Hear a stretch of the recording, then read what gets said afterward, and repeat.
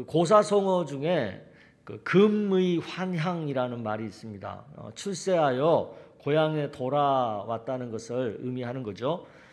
요즘도 시골을 이렇게 지나가다 보면 그 동네 어귀에 그 마을 출신 중에 성공한 그런 그 사람들을 축하하는 현수막을 이렇게 걸어 놓는 것을 보죠. 그야말로 금이 환향이죠.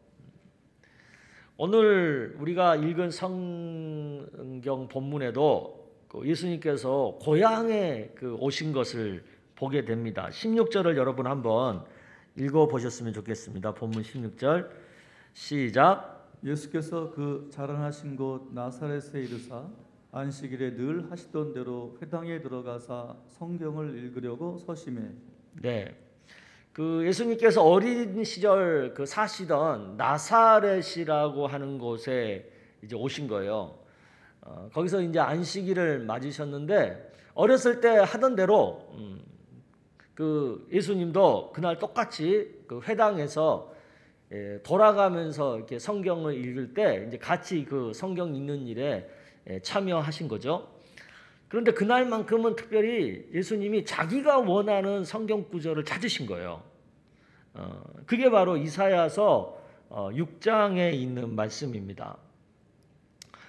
이 말씀은 그 이스라엘 사람들이 오랫동안 그 기다리고 있는 그 메시아에 대한 말씀이거든요. 그 이사야 선지자가 오래전에 이미 예언했던 말씀인데 본문 18절에서 19절까지의 말씀입니다. 여러분이 한번 읽어보셨으면 좋겠어요. 시작. 주의 성령이 내게 임하셨으니 이는 가난한 자에게 복음을 전하게 하시려고 내게 기름을 부으시고 나를 보내사 포로된 자에게 자유를 눈먼 자에게 다시 보게 함을 전파하며 눌린 자를 자유롭게 하고 주의 은혜의 해를 전파하게 하려 하심이라 하였더라. 아멘. 네, 선지자 이사야가 앞으로 이제 메시아가 오시면 되어질 일들에 대해서 지금 이렇게 예언한 말씀입니다. 그런데 이 예언의 말씀을 읽고 나서 예수님이 하신 말씀이 충격적인 거예요. 그게 21절의 얘기인데 여러분 21절 한번 또 읽어보겠습니다. 시작. 이에 예수께서 그들에게 말씀하시되 이 글이 오늘 너희 귀에 응하였느니라 하시니. 아멘. 네, 이게 왜 충격적이냐면 예수님이 그러시는 거예요. 그 이사야 선지자가 예언한 바로 그 메시아가 예수님 자신이라는 거죠. 이 놀라운 사실을 예수님께서 자기가 자란 고향에 오셔가지고 처음으로 지금 공표하시는 거예요. 네. 그러니까 고향 사람들이 그 얘기를 듣고 지금 어떻게 해야 되는 거예요? 그 이스라엘 백성들이 그렇게 고대하던 메시아가 자기 마을에서 지금 나온 거잖아요. 그러면 그게 얼마나 영광스러운 일이고 얼마나 대단한 일입니까? 그러니까 얼마나 이 마을 사람들이 기뻐해야 되고 또 열렬히 환영해야 되겠어요. 그게 당연히 우리가 기대할 수 있는 거 아니겠어요? 그런데 지금 이 반응을 보면 그렇지가 않은 거죠. 22절 말씀 여러분 보겠습니다. 22절 시작. 그들이 다 그를 증언하고 그 입으로 나오는 바 은혜로운 말을 놀랍게 여겨 이르되 이 사람이 요셉의 아들이 아니냐. 네, 이 반응이 환영이 아닌 거죠. 예수님이 메시아라는 사실을 이렇게 드러내자마자 그들의 기본적인 반응은 놀라운 거예요, 이 사실이. 그런데 의심스러운 거죠. 정말 그럴까? 믿을 수가 없다는 거죠. 아니 어떻게 한편으로는 이거 도저히 믿지 않겠다는 어떤 그런 강한 거부감이 있는 거죠. 이런 속마음을 예수님이 알아차리신 거예요. 그래가지고 23절 24절에 이런 말씀을 하시죠. 여러분 읽어보겠습니다. 시작. 예수께서 그들에게 이르시되 너희가 반드시 의사야 너 자신을 고치라 하는 속담을 인용하여 내게 말하기를 우리가 들은 바 가버나움에서 행한 일을 내 고향 여기서도 행하라 하리라. 또 이르시되 내가 진실로 너희에게 이르노니 선지자가 고향에서는 환영을 받는 자가 없느니라. 아멘. 이 말씀은 메시아이신 예수님을 전혀 환영하지 않는 고향 사람들의 심중을 이미 알아차리고 하시는 예수님의 말씀이죠. 그 얘기가 그런 거예요. 내가 메시아임을 나타내는 기적을 너희들한테 보인다 하더라도, 너희들이 그 기적을 보이라고 말하지만 내가 그 기적을 보인다 하더라도 너희들은 믿지 않을 거라는 거죠. 이미 믿지 않겠다고 작정한 사람들에게는 어떤 기적을 보여도 믿음이 생기는 일에 도움이 되지 않는다는 거죠. 고향 사람이니까, 내가 태어나 자란 그 내 모습을 누구보다 잘 아는 사람들이니까 이 믿음을 갖는 일에 전혀 도움이 안 된다라고 지금 예수님이 말씀하시는 거죠. 그러면서 이어서 두 가지 경우를 또 예로 들어요. 예수님께서 먼저 엘리야 시대에 누가 은혜를 입었느냐는 거죠. 이스라엘 사람들이 아니라 이방 사람이었던 사르밧 과부만이 은혜를 입었다는 거죠. 정작 하나님의 백성이라고 하는 이스라엘 사람들은 그 은혜에 동참하지 못했다는 거예요. 또 엘리야 시대 때를 말하시면서 누가 또 은혜를 입었냐는 거죠. 이스라엘 백성들 중에도 나병 환자가 많았음에도 불구하고 이방의 수리아 장군이었던 그 나아만만이 나병에서 고침을 받았다는 거죠. 예수님께서 왜 이것을 언급하시겠습니까? 메시아가 이 땅에 오셔서 은혜를 베풀어도 모든 사람이 은혜를 받는 것은 아니라는 거죠. 물론 메시아는 모든 사람들을 향해서 은혜를 베푸시죠. 그럼에도 은혜를 받지 못하는 사람이 있고 은혜가 임하지 않는 사람이 있다는 것을 언급하시는 거예요. 오늘 예수님이 하신 말씀에 보면 은혜가 임하는 사람과 은혜가 임하지 않는 사람이 이렇게 구분되는 것을 발견하게 돼요. 어떤 사람에게 은혜가 임해요? 가난한 사람, 포로된 사람, 눈먼 사람, 그리고 이스라엘 사람들보다는 이방 사람들에게 은혜가 임해요. 반면에 예수님의 고향 사람이라고 하는 사람들은 은혜가 안 임해요. 그렇게 의심하는 사람들, 또 이스라엘 민족이라고 자부하는 사람들에게도 은혜가 임하지 않아요. 왜 이런 일이 생겨요? 우리가 가뭄의 때에 비가 내리는 것을 생각해 보면 이것이 좀 이해하기가 쉬워지죠. 오랫동안 비가 오지 않으면 제일 먼저 그 시냇가에 흐르는 물이 마르기 시작합니다. 더 또 가뭄이 심해지면 그 흐르는 물을 가두어서 저장해 놓았던 그 우물물도 마릅니다. 더 가뭄이 심해지면 이제는 샘이 솟는다고 하는, 물이 샘 솟는다고 하는 그런 샘물까지도 마르게 됩니다. 그렇게 물이 이제 완전히 말라 버리잖아요. 그러다가 이제 다시 비가, 이제 가뭄이 그치고 비가 오게 되면 어떻게 돼요? 어디서부터 물이 채워지기 시작해요? 가장 낮은 쪽에서부터 물이 채워지기 시작해요. 그리고 비가 오게 되면 물을 받겠다고 생각하고 미리 준비해 놓은 곳에서부터 물이 채워지게 돼요. 하지만 아무리 비가 많이 와도요, 결코 물이 채워지지 않는 경우가 있어요. 어떤 경우예요? 엎어놓은 항아리에는 결코 물이 채워지지 않아요. 또 뚜껑을 닫아놓은 그릇에도 결코 물이 채워지지 않아요. 그 영적인 은혜도요 비슷해요. 그래서 성령의 은혜를 상징할 때 이른 비 늦은 비로 상징하는 겁니다. 은혜가 임하는 그 심령은 어떤 심령이에요? 은혜를 간절히 사모하는 심령이죠. 겸손하게 낮아진 심령이죠. 그리고 은혜 받을 준비가 되어 있는 심령에만 은혜가 임하죠. 그러면 하나님께서 그런 사람들에게만 골라서 은혜를 주느냐? 그게 아니라는 거예요. 하나님은 항상 은혜를 주시는 분이고 모두를 향하여 은혜를 베푸시는 분이에요. 하지만 우리 각자가 가진 심령의 상태에 따라서 은혜가 임하거나 은혜가 임하지 못하거나 한다는 거예요. 그런데 오늘 본문을 오해하게 되면 마치 하나님은 가난한 사람에게만, 포로된 사람에게만, 눈먼 사람에게만 은혜를 주시는 분으로 착각할 수 있는 거죠.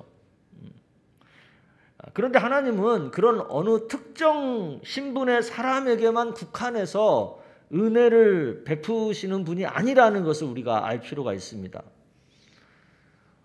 그래도 우리가 성경을 이렇게 읽다 보면은 특정 신분의 사람들이 상대적으로 은혜를 더 많이 받는 것 같은, 또 어떤 특정 신분의 사람들이 은혜를 덜 받는 것 같은 그런 것을 이렇게 느낄 때가 종종 있습니다. 왜 이런 일이 일어나요? 왜냐하면 사람은 자신이 처한 형편에 따라서 이 심령의 상태가요 왔다 갔다 하기 때문에 그런 거예요.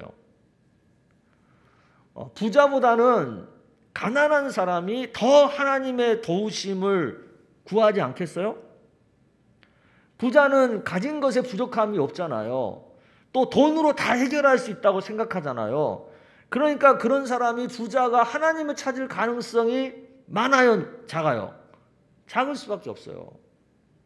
그래서 예수님께서도 전에 그런 말씀을 하신 적이 있는 거죠. 누가복음 18장 25절에 여러분 한 말씀 읽어볼까요? 시작. 낙타가 바늘귀로 들어가는 것이 부자가 하나님의 나라에 들어가는 것보다 쉬우니라 하시니. 네. 이런 어떤 측면에서 보면 우리 삶 속에 하나님의 도우심을 구해야만 하는 어떤 상황이 있다는 것은요, 어떻게 보면 다행스러운 거예요. 물론 우리가 이렇게 생각할 때는 보다 바람직한 모습은 어떤 상황, 어떤 것에도 상관없이 항상 하나님을 믿고 하나님을 의지하는 것이라고 생각하겠죠. 근데 이것은 이상이에요. 현실은요, 그러기가 쉽지 않아요. 우리 인간의 속성이라는 게 이 환경의 영향에서 결코 자유롭지 못하거든요. 그래서 결과적으로 보면 하나님의 은혜 가운데 사는 사람은 이렇게 보면 뭔가 하나님을 의지할 수밖에 없는 형편을 갖고 있어요. 어려운 형편. 그것을 사도 바울은 가시라고 표현했어요. 가시. 또 그 가시가 자신의 약함인 것은 사실인데 오히려 그 약함 때문에 하나님을 믿고 의지하게 되었으니까 오히려 이 약함이 강함이 되었다고 사도 바울은 표현한 적이 있어요. 이렇게 보면 우리 각자가 가지고 있는 약함, 어떤 아픔, 고난, 이런 것들은요 하나님의 은혜의 세계로 들어가는 관문과 같은 역할을 한다는 것을 우리가 이해할 필요가 있어요.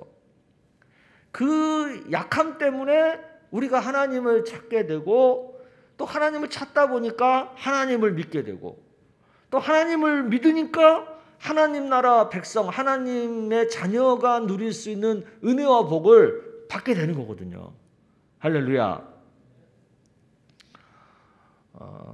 그런데 또 우리가 이렇게 주변에서 보면 사람들이 이렇게 어려운 일을 만났다고 해서 다 하나님을 찾는 것만은 아니더라는 거죠. 또 어려움을 만나면 처음에는 하나님을 찾아요. 그런데 끝까지 그 하나님을 붙잡는 사람은 또 많지 않은 거예요. 그러니까 이런 스타일들이 하나님의 은혜를 받지 못하는 분들이거든요. 이런 분들이 갖고 있는 특징이 있는데 저는 한 두 가지로 정리를 해봤어요. 첫째는 하나님의 은혜를 입지 못하는 사람들은 비교적 이 자아가 너무 강하더라는 거죠. 자아가. 그러니까 세상의 중심에 오로지 자기만을 놓고 사는 거예요. 쉽게 말하면 그런 거예요. 나는 내 주먹을 믿어. 뭐 이런 사람들 있잖아요. 이런 분들은 아무리 어려워도요, 하나님을 안 찾아요. 어떻게라도 자기가 좀 해결해 보려고 하지. 또 이런 분들이 소위 성공하게 되면, 잘 나가게 되면요, 자기가 절대 기준이 돼요.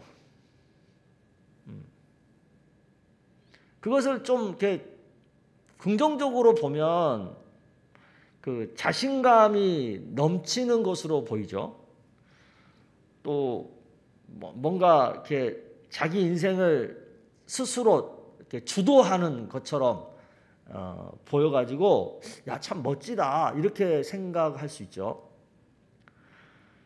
근데 또 이렇게 부정적인 측면에서 보면요, 그런 분들은 누구 말도 잘 안 들어요. 그래서 고집불통처럼 보일 때가 많고, 그리고 굉장히 교만해 보일 때가 많죠. 자아가 이렇게 강하잖아요. 그러면 하나님 찾기가 쉽지 않아요. 또 두 번째 특징이 있어요. 하나님 은혜를 받지 못하는 사람들이 갖고 있는, 그것은 절실함이 약하다는 거예요. 절실함이. 누구나 약간의 절실함, 어느 정도의 간절함은 있겠죠. 그런데 하나님의 은혜를 입을 만큼의 절실함까지는 못 가는 거예요. 이런 분들이 갖고 있는 긍정적인 측면은요, 좀 낙관적으로 보여요. 참 낙관적이다, 낙천적이다. 그리고 여유롭게 보여요. 아, 참 여유가 있다. 하지만 또 부정적인 측면에서 보면 그런 분들은 아, 너무 삶의 의지가 약한 거 아니야? 야, 너무 대책 없이 사는 거 아니야? 이렇게 보일 수 있죠. 그러면 어떤 사람들에게 하나님의 은혜가 임하겠어요?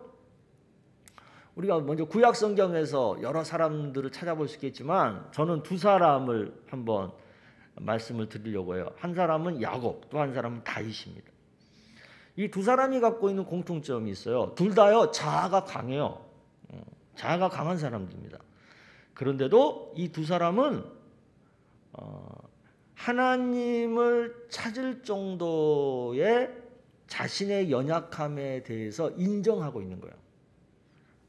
근데 자아는 강한데 한편으로는 아, 내가 이런 부분에서 연약한 사람이야 라고 하는 그런 인정을 하고 있는 측면이 있는 거죠. 또 이 두 사람의 특징은 절실함이 강한 사람이에요. 야곱이 어느 정도로 절실했어요? 창세기 32장 24절 26절에 보면 그 절실함의 모습들이 나오죠. 여러분 읽어보겠습니다. 시작. 야곱은 홀로 남았더니 어떤 사람이 날이 새도록 야곱과 씨름하다가 자기가 야곱을 이기지 못함을 보고 그가 야곱의 허벅지 관절을 치매 야곱의 허벅지 관절이 그 사람과 씨름할 때에 어긋났더라. 그가 이르되 날이 새려하니 나로 가게 하라. 야곱이 이르되 당신이 내게 축복하지 아니하면 가게 하지 아니하겠나이다. 네, 무슨 얘기입니까? 오늘날은 이 고관절이죠. 이 고관절. 이 고관절이 어긋난 거예요. 꺾인 거예요. 그거 얼마나 아프겠어요. 그런데도 끝까지 붙들고 늘어질 정도로 야곱은 절실한 거예요. 그 정도의 절실함이 있는 거예요. 막 이 고관절이 나가가지고 지금 아파 죽겠는데도 이 붙든 손을 안 놓을 정도로 그 마음이 절실한 거죠. 다윗도 절실한 사람이거든요. 어느 정도 절실하냐? 자신의 절실함을 이렇게 표현했습니다. 시편 42편 1절이에요. 시작. 하나님이여 사슴이 시냇물을 찾기에 갈급함같이 내 영혼이 주를 찾기에 갈급하나이다. 네. 사슴이 이게 목이 말라가지고 물을 찾으면요, 막 미칠 정도로 막 정신없이 그런데요. 그 정도로 하나님을 자기는 절실하게 찾는다는 거죠. 신약에 넘어와서 특히 예수님 시대에서 절실했던 사람을 찾아본다면 저는 혈루병 여인과 중풍병자를 여러분에게 소개하고 싶습니다. 먼저 12년간 혈루증을 앓은 여인이 갖고 있는 절실함을 볼게요. 마태복음 9장에 나오는데 18절에서 21절까지 말씀 여러분 읽어보겠습니다. 시작. 예수께서 이 말씀을 하실 때에 한 관리가 와서 절하며 이르되 내 딸이 방금 죽었사오나 오셔서 그 몸에 손을 얹어 주소서. 그러면 살아나겠나이다 하니 예수께서 일어나 따라가심에 제자들도 가더니 12해 동안이나 혈루증으로 앓는 여자가 예수의 뒤로 와서 그 겉옷가를 만지니 이제 제 마음에 그 겉옷만 만져도 구원을 받겠다 합니다. 여러분 보세요. 그냥 몸에 손을 얹어 달라는 사람과 그래 내가 저 예수님 겉옷만 살짝 만져도 나을 것이다 라고 소망하는 사람, 이 둘 중에 누가 더 절실하다고 생각하세요? 내가 저 겉옷만 스쳐도 내가 나을 거야 라고 생각하는 사람이 더 절실한 거 아니겠어요? 그 정도로 이 혈루증을 앓고 있는 여인은 하나님의 은혜가 절실한 거예요. 중풍병자는 또 얼마나 절실했습니까? 누가복음 5장에 보겠습니다. 18절 20절 시작. 한 중풍병자를 사람들이 침상에 메고 와서 예수 앞에 들여놓고자 하였으나 무리 때문에 메고 들어갈 길을 얻지 못한지라 지붕에 올라가 기와를 벗기고 병자를 침상째 무리 가운데로 예수 앞에 달아내리니 예수께서 그들의 믿음을 보시고 이르시되 이 사람아 내 죄의 사함을 받았느니라 하시니. 예. 이 중풍병자가 얼마나 절실했으면 지붕에 기와를 벗기고 침상채 천정에서 달아내려서 예수님 앞에 나아갈 정도였겠어요. 그만큼 예수님 앞에만 나가면 내가 이 중풍병에서 건진받을 수 있다라고 하는 절실함이 있는 거죠. 인생을 살다 보면 누구나 어려운 순간을 만나게 됩니다. 이때 어떻게 하느냐, 이게 참 중요해요. 어려운 순간에 내가 어떻게 하느냐. 하나님의 은혜를 입는 사람은요, 어려운 순간에 제일 먼저 하나님을 찾아요. 그리고 그 어려운 문제, 어려운 그 상황을 예수님 앞에 가지고 나와서 예수님의 도우심을 구해요. 그때 이 구할 때가 굉장히 절실하게 구해요. 끈질기게 구해요. 이게 하나님의 은혜를 입는 사람들의 특징이에요. 다윗은 이 절실한 심정을 이렇게 표현을 했어요. 시편 18편 1절 2절 여러분 읽어보겠습니다. 시작. 나의 힘이신 여호와여 내가 주를 사랑하나이다. 여호와는 나의 반석이시요 나의 요새시요 나를 건지시는 이시요 나의 하나님이시요 내가 그 안에 피할 나의 바위시요 나의 방패시요 나의 구원의 뿌리시요 나의 산성이시도다. 아멘. 이 말의 얘기가 뭡니까? 다윗은 하나님 앞에 자기의 어려움을 구할 때 하나님만이 내 문제를 해결할 유일한 분입니다. 오직 하나님만이 이것을 해결할 수 있습니다. 라고 하는 절대 하나님에 대한 믿음을 갖고 그냥 그 하나님 붙들고 매달려 사는 거예요. 이게 바로 절실함이고 이게 바로 끈질김이에요.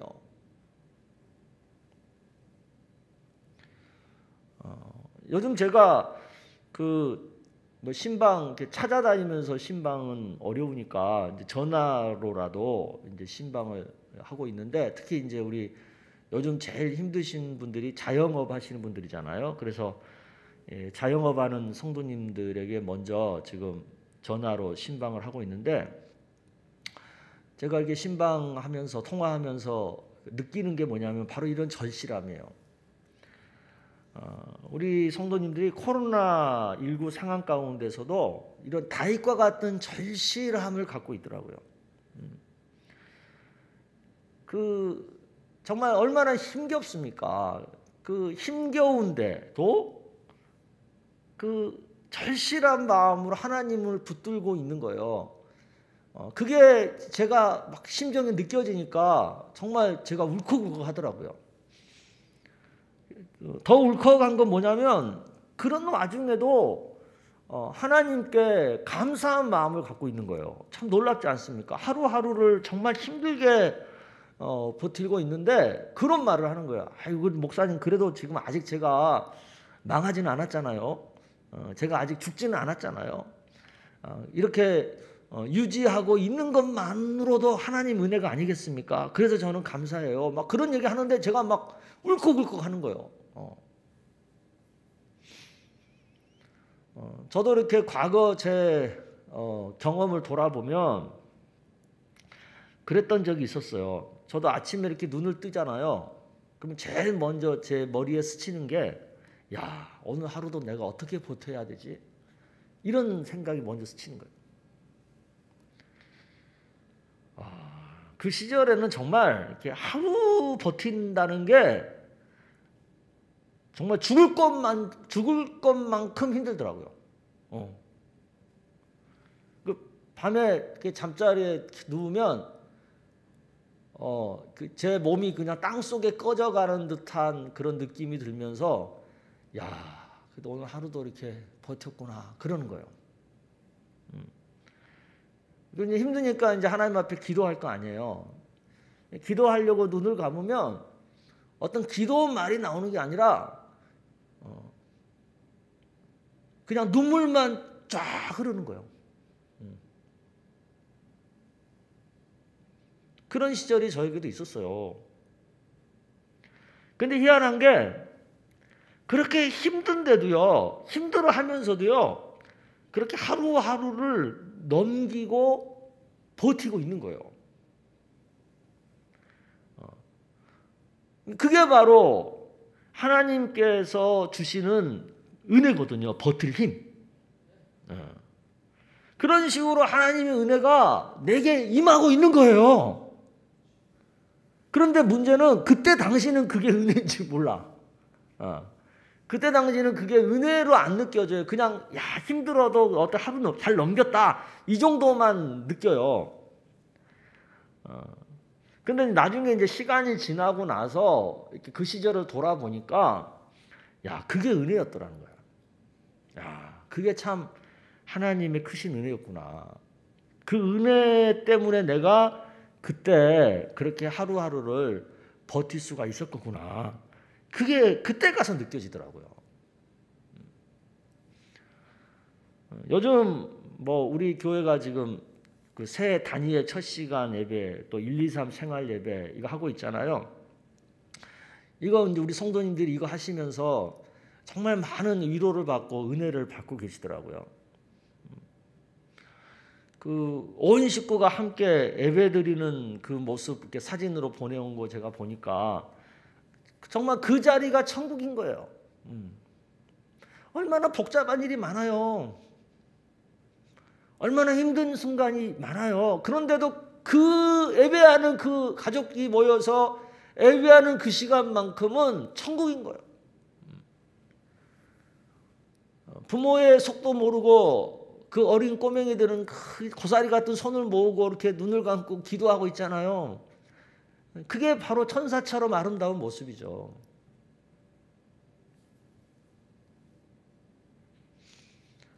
그렇게 하루하루 하나님과 함께 하면서 하루하루를 이렇게 지내다 보잖아요. 그런 과정 속에서 코로나도 지나가게 되고 위기도 지나가는 거고 고난이라는 것도 지나가는 거예요. 바로 이렇게 사는 것이 하나님의 은혜가 임하는 하나님의 나라를 사는 거거든요.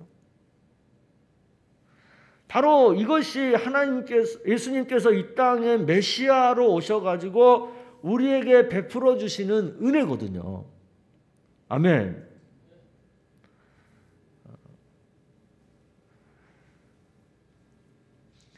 저는 우리 성도님들께서 이렇게 어려운 순간에 하나님의 은혜를 받는, 그리고 하나님의 은혜가 임하는 그런 삶을 사시기를 축복합니다.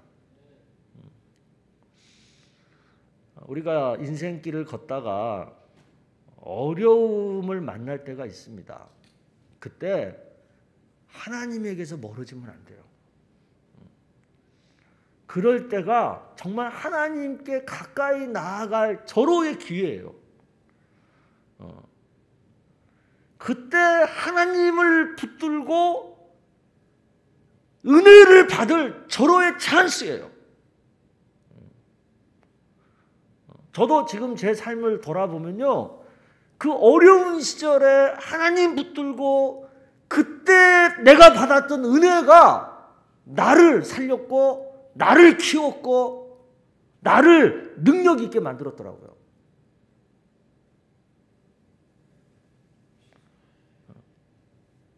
그때 우리가 좀 더 절실하게, 좀 더 간절하게 하나님을 붙드는 거예요.